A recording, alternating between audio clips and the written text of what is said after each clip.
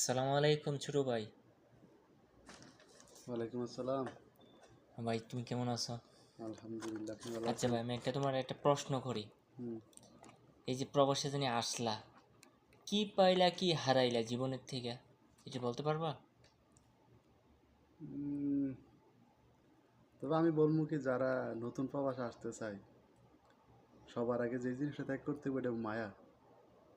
কারণ প্রবাসে আসার পরে আপনার যে ফ্যামিলির যে মায়া, এটা আপনি পাইতেন না।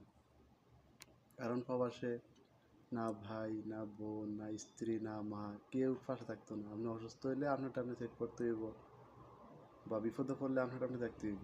এখানে কেউ কারোর জন্য না। তবে আলহামদুলিল্লাহ, আমি বিদেশ আসার পরে আমার বড় ভাই ছিল সাথে, ওনার দ্বারা আমি অনেক স্যাক্রিফাইস পাইছি। আমার দিক থেকে আমি আলহামদুলিল্লাহ অনেক ভালো আছি। তবে হাজার হাজার প্রবাসী আসার পরে ফ্যামিলি হারায়, তারপরে দেশে কেউ মারা গেলে ওই জিনিসটা দেখতে পারে না। মা মারা গেলে মার মরা মুখটা দেখতে পারে না। অনেক কিছু হারাবে, অনেক কিছু স্যাক্রিফাইস করতে প্রবাসে আসলে হলে। তো এটাই বলবো যে বিদেশ আসার আগে আপনি জীবনে মায়াটা ত্যাগ করতে হইব, তারপর আপনি বিদেশের নাম নেন।